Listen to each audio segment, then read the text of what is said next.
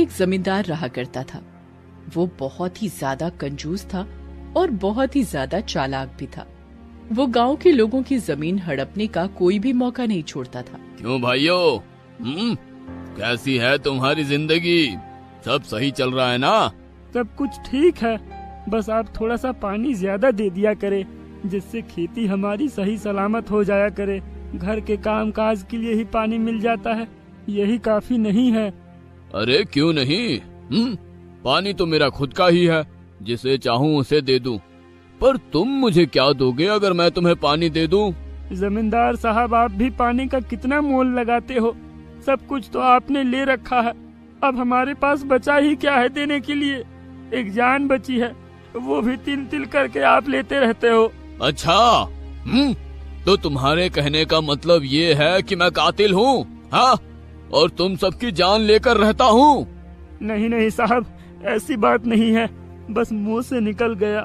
कल मेरी बच्ची पानी के लिए तड़प रही थी और पानी खत्म हो गया था, इसी वजह से मुंह से निकल गया साहब। ऐसी ही बात है। अब जो शब्द तेरे मुंह से निकला है ना, अब उससे मैं पूरा करके रहूंगा। अब तो पानी के लिए तरसा दूंगा। जमींदार इसी तरह से लोगों को परेशान किया करता था और पानी नहीं दिया करता था, बस गुजर बसर के लिए ही पानी तैयार करता था। होली का त्योहार आने वाला था, सभी उदास थे।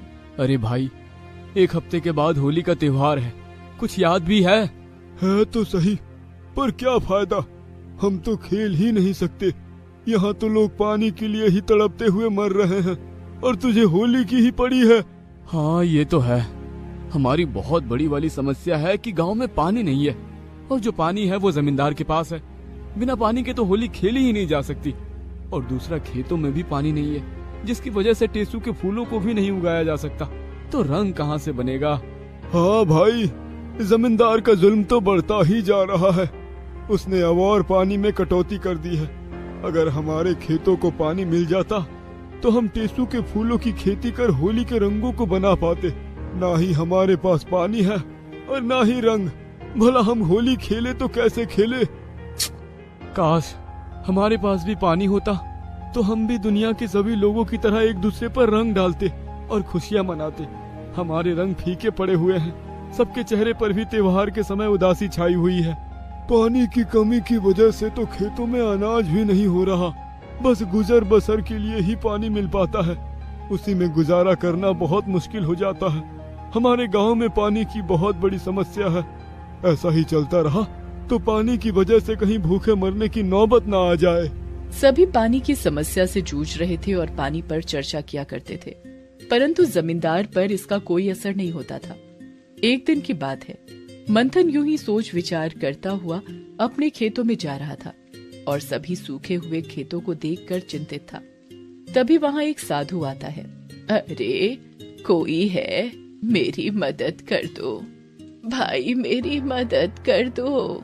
क्या हुआ माई, आप इतने विचलित क्यों हैं? बेटा, मेरे पैर में कांटा लग गया है और बहुत दर्द हो रहा है। रुको माई, मैं आपकी मदद कर देता हूँ। अरे यहाँ तो बहुत खून भी निकल रहा है। मंथन बुढ़िया के पैर में से कांटा निकालकर अपने अंगोछे से उनका पैर बांध देता है, जिससे खून निकलना बंद हो जाता है और बुढ़िया को आराम पड़ता है। बेटा, तुम्हारा बहुत बहुत शुक्रिया कि तुमने मेरे पैर में से कांटा निकाल दिया। हर कोई इतना दयावान नहीं होता। देखो, तुम्हारा अंगोछा भी खून से सन गया है। इसमें शुक्रिया कैसा माई, ये तो मेरा फर्ज था। और रही अंगोछा की बात, अंगोछा आपसे बड़ा थोड़ी ना है, अंगोछा तो और भी आ जाएगा। बेटा, तुमने मेरी मदद की है, मैं इसके बदले तुम्हें कुछ देना चाहती हूँ। नहीं माई, मुझे कुछ नहीं चाहिए। बेटा, मैं जानती हूँ इस गांव को पानी की बहुत जरूरत है। ये लो मटका, और मैं एक जल कन्या हूँ। माई, इस गांव में तो पानी ही नहीं है, फिर मैं इस मटके का क्या करूँगा? ये कोई साधारण मटका नहीं है।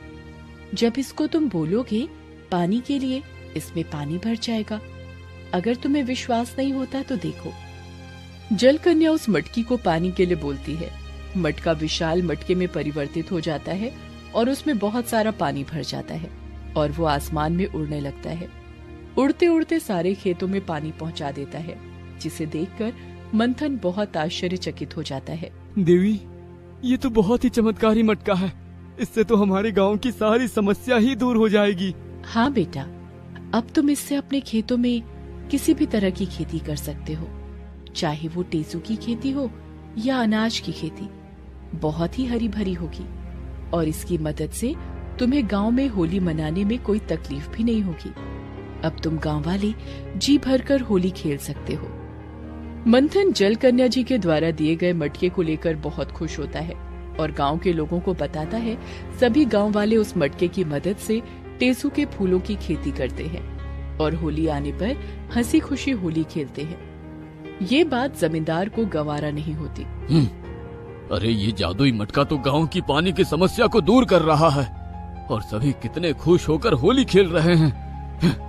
अब तो गांव में किसी भी प्रकार की कोई दिक्कत ही नहीं है। सभी के सभी बहुत खुश हैं। इस मटके ने तो कमाल कर दिया, पर मैं ऐसा नहीं होने दूंगा। अगर सभी को पानी मिलता रहा तो मुझे तो कोई पूछेगा ही नहीं।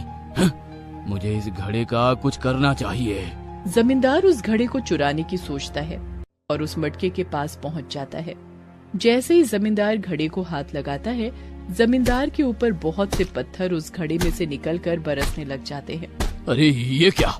इस घड़े में तो पानी हुआ करता था। अरे अब ये कंकड़ मेरे ऊपर क्यों बरस रहे हैं? बचाओ, मुझे बचाओ। जमींदार के ऊपर कंकड़ बरसते हैं। वो घड़े से बहुत माफी मांगता है, परंतु उसके ऊपर कंकड़ बरसने बंद नहीं होते। उसको उन पत्थरों से बहुत चोट भी आई हुई होती है।